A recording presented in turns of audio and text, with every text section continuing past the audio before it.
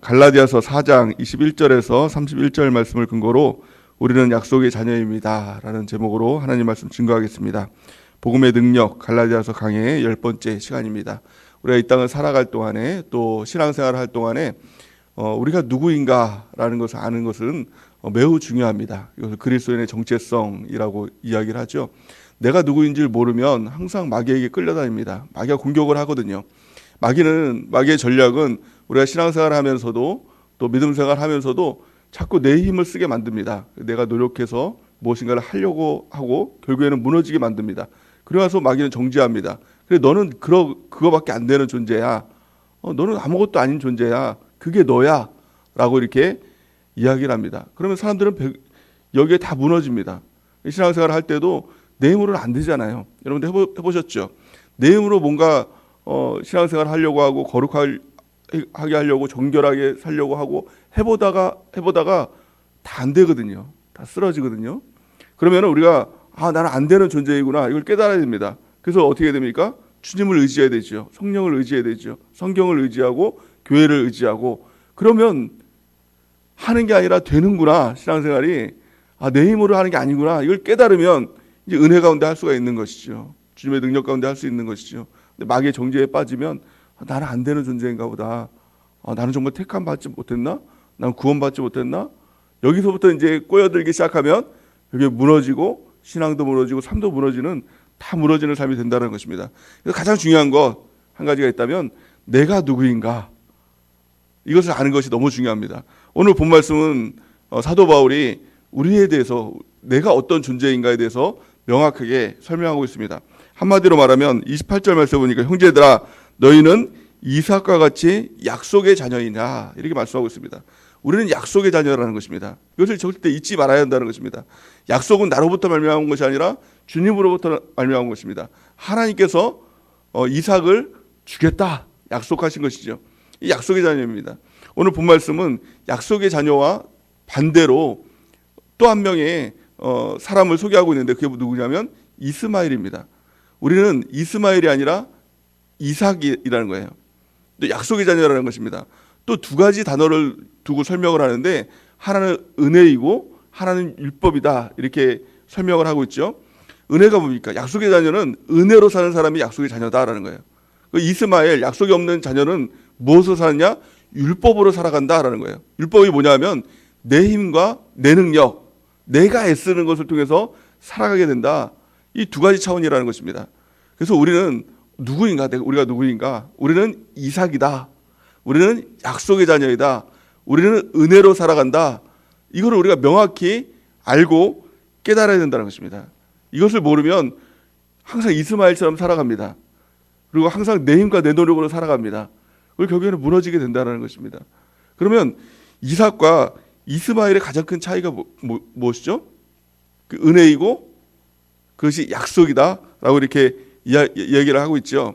그래서 우리는 이 약속을 통해서 하나님의 말씀을 통해서 또 하나님의 은혜를 통해서 이 땅을 살아가는 이삭이다라는 것을 우리가 깨닫는 귀한 축복이 있길 바랍니다. 에베소서 2장 8절 말씀 우리 같이 한번 읽어보겠습니다. 시작.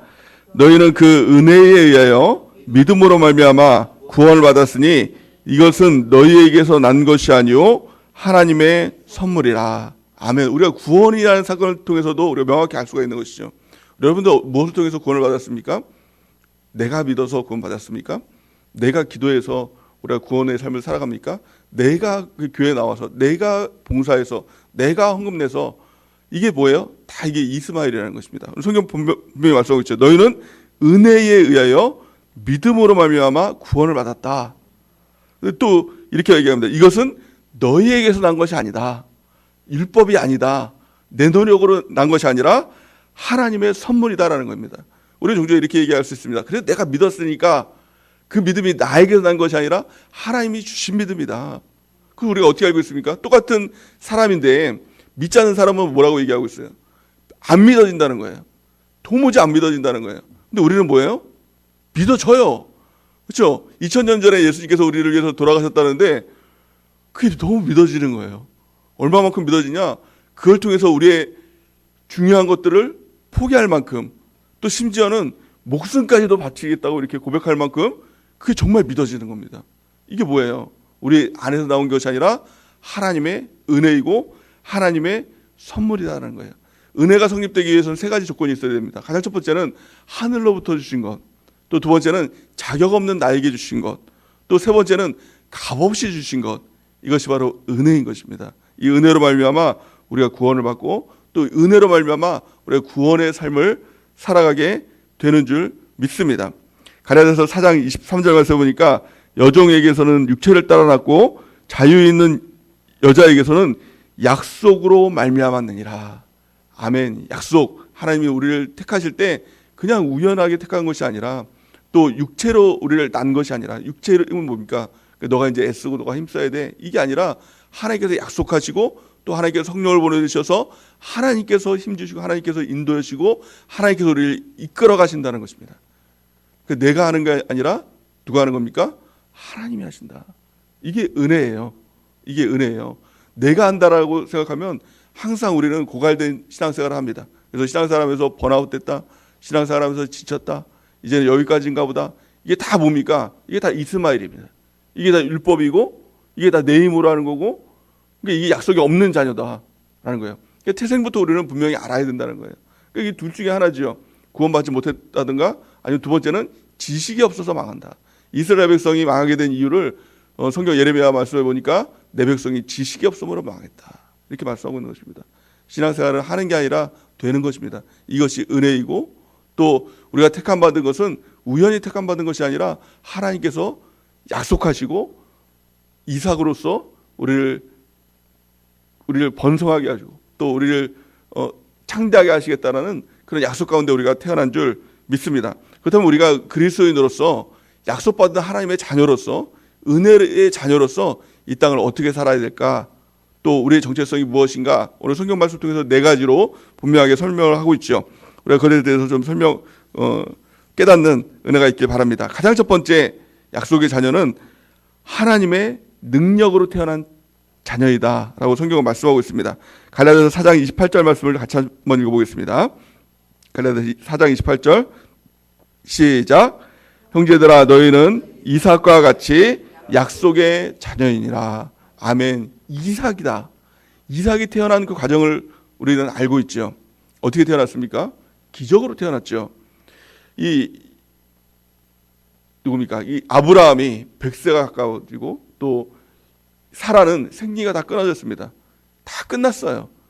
더 이상 소망이 없습니다. 자녀를 낳을 수 없는 그런 상황인데 하나님의 은혜 가운데 자녀를 낳게 해주셨다는 것입니다. 이게 정말 큰 은혜죠. 왜 하나님께서는 아브라함이 젊었을 때 또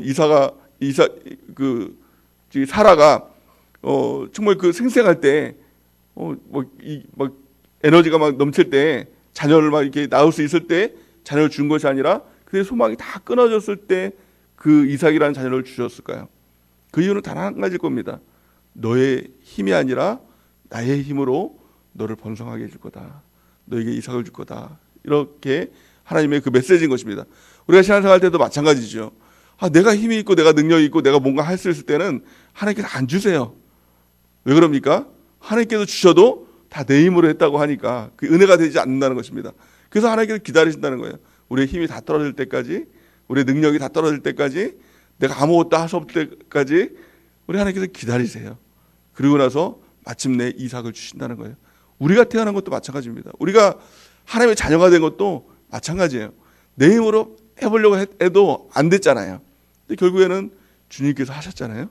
이걸 깨닫는 게 은혜이고 이것을 아는 게 약속의 자녀인 줄 믿습니다. 그래서 우리가 태어난 거 하나님의 은혜입니다. 이걸 고백하고 또 우리가 구원받은 거 다 하나님의 은혜입니다. 이걸 깨달은 사람이 앞으로 천국길 가는 것, 또 구원의 삶을 살아가는 것 내 힘으로 되는 게 아니라 주님께서 하십니다 라는 그런 은혜의 삶을 우리가 살아가게 될 줄을 믿습니다. 두 번째, 약속의 자녀의 특징이 무엇입니까? 그 특징은 핍박받는 자다라고 성경은 말씀하고 있어요. 오늘 갈라디아서 본 말씀 4장 29절 말씀 우리 같이 한번 읽어보겠습니다. 시작. 그러나 그때에 육체를 따라난 자가 성령을 따라난 자를 박해한 것 같이 이제도 그러하도다. 아멘.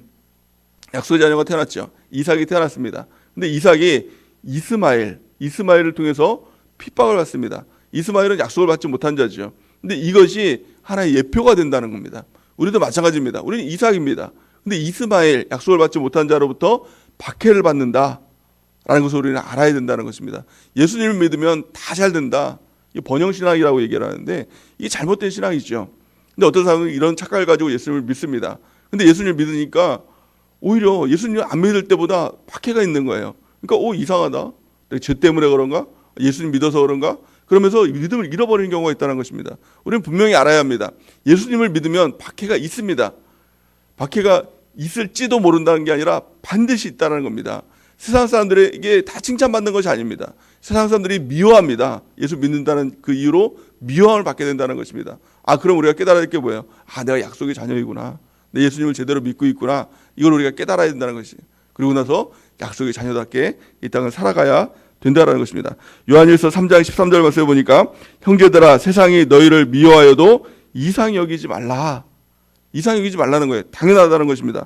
요한복음 15장 19절 말씀에 보니까 너희가 세상에 속하였으면 세상이 자기의 것을 사랑할 것이나 너희는 세상에 속한 자가 아니요 도리어 내가 너희를 세상에서 택하였기 때문에 세상이 너희를 미워하였느니라. 아멘. 우리가 세상에 속하면 세상이 우리를 미워할 일이 없죠. 근데 우리가 하나님께서 우리가 택하셨기 때문에 우리가 이삭이기 때문에 당연히 박해와 핍박이 있다라는 것을 우리는 깨달아야 된다는 것입니다. 그러면 어떻게 살아야 될까요? 어떻게 살아야 될까요? 예수님께서 이렇게 말씀하십니다. 마가복음 8장 34절 말씀 우리 같이 한번 읽어보겠습니다. 시작. 무리와 제자들을 불러 이르시되 누구든지 나를 따라오려거든 자기를 부인하고 자기 십자가를 지고 나를 따를 것이니라. 아멘. 자기 부인이 있어야 된다는 것입니다. 자기를 사랑하면요 세상의 그 핍박을 견딜 수가 없습니다. 또 두 번째는 자기 십자가를 지라는 것입니다. 십자가가 무엇입니까? 죽는 자리까지 나가는 겁니다. 그러니까 나는 날마다 죽었다라고 고백하며 살라는 것입니다. 나는 죽고 예수님이 사시는 삶을 살라는 것입니다. 그래서 사도 바울이 나는 날마다 죽노라 이렇게 고백하죠. 많은 핍박이 있었습니다. 근데 나는 죽었습니다. 이렇게 고백을 하고 났더니 모든 핍박을 다 이길 수 있었다는 것입니다. 가장 큰 핍박이 뭐예요? 자존심이 상하는 것이죠. 내가 자꾸 없어지는 것 같은 그런 느낌이 드는 것이죠. 그래서 교회 생활하면서도 시험에 드는 사람들의 가장 큰 특징은 자존심 상했다는 거예요. 나를 무시한다는 거예요. 내가 힘들다는 거예요. 다 그 중심이 뭡니까? 나에 있는 거예요.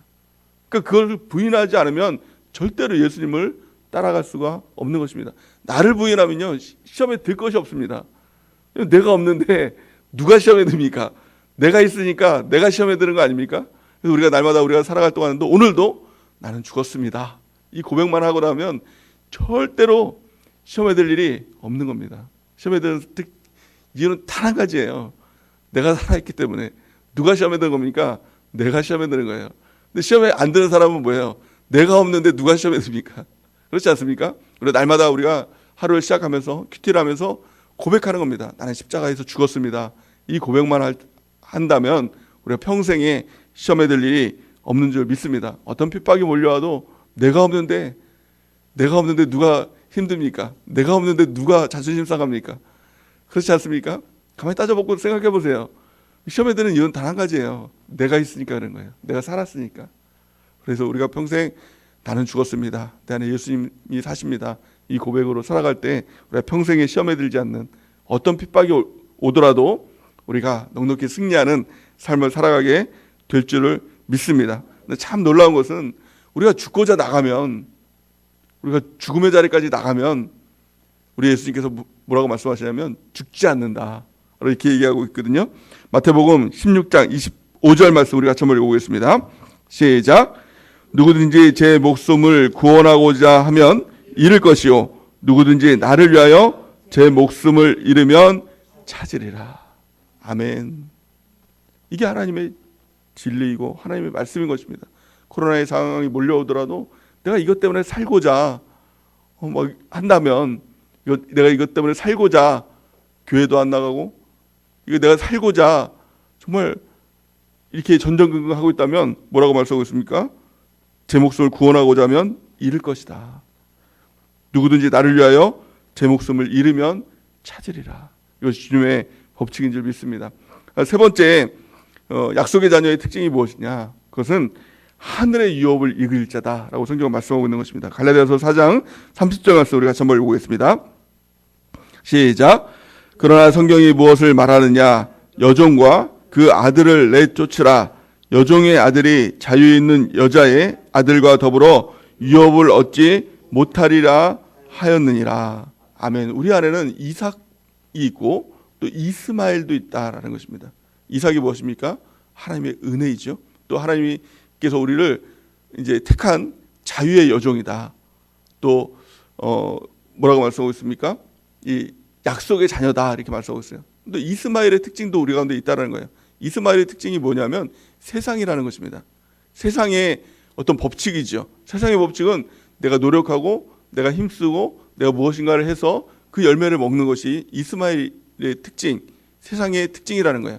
그러니까 이 신앙생활 하면서도 그래도 내가 뭘 해야 되지 않을까? 내가 뭘 해야 구원받지 않을까? 내가 한다고, 내가 하고 자꾸 내가 무엇인가를 해야 된다. 이게 바로 이스마엘의 특징이거든요. 왜 이스마엘이 태어났죠? 아브라함이 약속의 자녀를 받았음에도 불구하고 약속을 받았음에도 불구하고 기다리지 못했습니다. 내가 무엇인가를 해야 되고 내가 무엇인가 애써야 하나님을 도와줘야 뭔가 돼야 된다고 했을 때 이스마엘이 태어난 거 아닙니까? 그래서 종종 이렇게 얘기합니다. 기다리면 이삭 되고 조급하면 이스마엘 된다. 이런 이야기들을 종종 합니다. 그래서 이스마엘의 특징이 있다라는 거예요. 근데 이 이스마엘을 여종과 함께 내어 쫓으라 이렇게 얘기하고 있어요. 그러니까 쉽게 말하면 내 안에 있는 세상들을 내어 쫓으라 이렇게 말씀하고 있어요. 근데 세상의 특징이 무엇입니까? 요한 1서 2장 15절에서 16절 우리 같이 한번 읽어보겠습니다. 시작. 이 세상이나 세상에 있는 것들을 사랑하지 말라. 누구든지 세상을 사랑하면 아버지의 사랑이 그 안에 있지 아니하니 이는 세상에 있는 모든 것이 육신의 정욕과 안목의 정욕과 이생의 자랑이니 다 아버지께로부터 온 것이 아니요 세상으로부터 온 것이니라. 아멘. 우리 안에 있는 이 세상들은 육신의 정욕과 안목의 정욕과 이생의 자랑이다. 이런 것들을 다 내어 쫓아야 된다는 거예요. 신앙생활을 하면서도 항상 육신의 정욕 가운데 신앙생활하는 사람들이 있죠. 안목의 정욕, 이생의 자랑 가운데 신앙생활하는 사람들이 있죠. 이 세상들을 다 내어 쫓아야 된다라고 성경은 말씀하고 있는 것입니다. 우리 안에 있는 이 세상들, 육신의 정욕, 안목의 정욕, 이상의 정욕, 이생의 자랑, 이 모든 것들을 다 내어 쫓는 은혜가 있기를 바랍니다. 그래서 우리는 이 땅 위에서 무엇인가를 얻는 사람이 아니라, 이 땅 위에서 상급을 얻는 사람이 아니라 천국에 상급이 있는 사람이라는 거예요. 그래서 이 땅보다도 천국이 더 믿어지는 사람, 이 땅의 복보다도 천국의 복이 더 실감나고 사모되는 사람, 이 사람이 바로 약속의 자녀인 줄 믿습니다. 우리가 이 땅을 바라보는 것이 아니라 영원한 천국 바라보고 영원한 천국의 상급을 얻기 위해서 이 땅을 살아갈 동안에 하나님께서는 이생과 내생의 복을 우리 가운데 부어주신다라고 약속하고 있는 것입니다. 마지막 네 번째는 하나님의 자녀답게 살라라고 사도 바울은 그렇게 우리 가운데 권면하고 있습니다. 갈라디아서 4장 31절 말씀 보니까 그런지 형제들아 우리는 여종의 자녀가 아니요 자유 있는 여자의 자녀이니 이렇게 말씀하고 있어요. 우리는 이 여종의 자녀가 아니라는 거예요. 여종의 자녀라는 것은 이 세상의 종의 가운데 있는 마귀의 종 가운데 살아가고 있는 이 모습이 아니라 하나님의 종으로서 또 하나님의 자녀로서 자유 있는 삶을 살아가야 된다라고 말씀하고 있는 것입니다. 모든 사람들은 다 종으로 살아가죠. 마귀의 종으로 살아가죠. 죽을까봐 또 망할까봐 여기에 끌려다니면서 살아가는 사람들이 다 이 땅에 종같이 살아가는 모습이라는 것입니다. 예수님께서 이 땅에 오신 이유가 무엇입니까? 이걸 끊어주시려고 종으로부터 자유하게 하시려고 이 땅에 오셨다라고 성경은 말씀하고 있습니다. 히브리서 2장 14절에서 15절 말씀 우리 같이 한번 읽어보겠습니다. 시작. 자녀들은 혈과 육에 속하였음에 그도 또한 같은 모양으로 혈과 육을 함께 지니심은 죽음을 통하여 죽음의 세력을 잡은 자 곧 마귀를 멸하시며 또 죽기를 무서워함으로 한평생 매어 종노릇하는 모든 자들을 놓아주려 하심이니. 아멘. 마귀가 이 땅에 임금이 되어 있습니다. 근데 마귀의 가장 큰 권세가 뭐냐? 죽음의 권세. 죽음의 권세예요. 그래서 마귀 우리 사람들에게 협박하는 게 뭐예요? 너 그러면 죽어. 너 그러면 죽여버릴 거야. 그래서 막 욕할 때도 너 그럼 죽을래? 막 이게 다 막이 말이에요. 죽을래? 그러면 그게 가장 큰 두려움이거든요. 그 죽기를 무서워함으로 평생 종노릇하며 살아가는 것이 모든 사람의 운명이었다는 거예요. 근데 예수님께서 이 땅에 오셨죠. 죽음의 세력을 멸하셨죠. 마귀를 멸하셨죠. 그러니까 예수 믿는 사람의 특징이 뭐예요? 너 죽어 그래도 두렵지가 않아요. 죽으면 천국이지. 죽음의 소망이 있는데 오히려 더 기쁜 거예요. 죽음이라는 자체가 그렇게 크게 연연해지지 않는 거예요. 뭐 죽으면 죽는 거지. 뭐 죽으면 죽으리다 뭐 그런 에스더의 고백도 있지 않습니까? 이게 바로 그리스도의 능력이에요. 죽음을 이기는 능력. 이게 저와 여러분들의 능력인 줄 믿습니다. 죽음이 무섭냐? 무섭다 그러면 약속의 자녀가 아니에요. 그리스도인이 아니에요. 죽음이 두렵지 않고 오히려 죽음이 소망이 되고 죽음을 이기는 것. 이것이 바로 그리스도인의 능력인 줄 믿습니다. 그럴 때 자유하게 됩니다. 세상에 대해서 연연하지 않게 됩니다. 뭐 돈 그렇게 뭐 크게 중요하지 않아요. 돈 없으면 죽어? 죽으면 괜찮아, 좋아 이거 아닙니까? 그럼 너 망해? 망해도 돼. 주님 계시는데 이게 그리스도의 능력이에요. 뭐 두려울 게 뭐가 있어요? 세상에 두려울 게 없는 것입니다. 우리가 이 능력 가운데 살아가는 죄 종이 되는 또 하나님의 백성 되는 은혜가 넘치기를 바랍니다. 그러면 이 땅을 살아갈 동안에 무엇을 위해 살아가느냐는 겁니다. 세상 사람들은 성공을 위해 살아가지요. 그러나 그리스도인은 성공을 위해 살아가는 자가 아니라 하나님의 성품, 거룩을 위해 살아가는 자인 줄 믿습니다. 베드로전서 1장 14절에서 16절 말씀을 같이 한번 읽어보겠습니다. 시작. 너희가 순종하는 자식처럼 전에 알지 못할 때에 따르던 너희 사욕을 본받지 말고 오직 너희를 부르신 거룩한 이처럼 너희도 모든 행실에 거룩한 자가 되라. 기록되었으되 내가 거룩하니 너희도 거룩할지어다 하셨느니라. 아멘. 예전에는 우리가 사욕을 따라 살았죠. 세상에서 무엇을 위해 살아야 된다. 성공을 위해 살아가야 된다. 뭐 돈을 부자가 되기 위해 살아간다. 그러면 거기에 따라 그냥 살았던 자가 이제는 순종의 자녀가 되었습니다. 이제는 약속의 자녀가 되었습니다. 그래서 성공을 위해 살아가는 자가 아니라 이제는 하나님을 닮아가는 자, 거룩을 위해 살아가는 저와 여러분인 줄 믿습니다. 그렇다면 우리가 어떻게 거룩할 수 있을까요? 이게 또 이제 율법으로 돌아가면 내가 이제 깨끗하게 이제 노력해야죠. 내가 이제 악하게 살지 않도록 노력해야죠. 이렇게 살아갑니다. 그럼 또 어떻게 됩니까? 결국에는 이제 무너지게 되죠. 그럼 마귀가 또 이제 공격을 하죠. 그래 너는 아니야. 너는 거기까지가 너야. 이렇게 이제 공격을 하면 나는 아닌가 보다. 나는 구원도 못 받았나 보다. 이렇게 하면 또 마귀의 자녀로 끌려가는 것이죠. 그래서 우리가 붙들어야 할 게 뭐예요? 내 힘으로 안 된다. 은혜가 된다. 이것을 붙들어야 되는 것입니다. 그래서 이 은혜의 수단 이거 붙드는 거예요. 성령 붙들고 성경 붙들고 교회 붙들고 나는 안 됩니다. 성령님 도와주세요. 나는 안 됩니다. 말씀해 주세요. 나는 안 됩니다. 교회를 통해서 함께함을 통해서 살아가겠습니다. 이렇게 될 때 거룩하게 되는 사람이 되는 것입니다. 오늘도 내 힘을 의지하지 말고 오직 성령을 의지해서 살아가는 귀한 축복이 있길 바랍니다. 갈라디아서 5장 25절 보니까 만일 우리가 성령으로 살면 또한 성령으로 행할지니. 아멘. 내 힘 가지고 살아가지 않는 은혜가 있길 바랍니다. 이게 이스마엘입니다. 이게 율법입니다. 우리는 약속의 자녀입니다. 오직 성령의 능력으로 또 성경을 따라서 또 교회와 함께함을 통해서 우리가 신앙생활하는 은혜가 있길 바랍니다. 그래서 은혜가 뭐예요? 은혜가 뭐예요? 내가 하는 게 아니라 하나님이 하십니다. 나는 죽고 나는 예수님께서 우리 인도하시는 삶, 철저하게 우리가 주님을 의지하는 죄 백성으로 살아가는 약속의 자녀로 살아가는 우리 모두가 되기를 예수님의 이름으로 간절히 축원해 드립니다.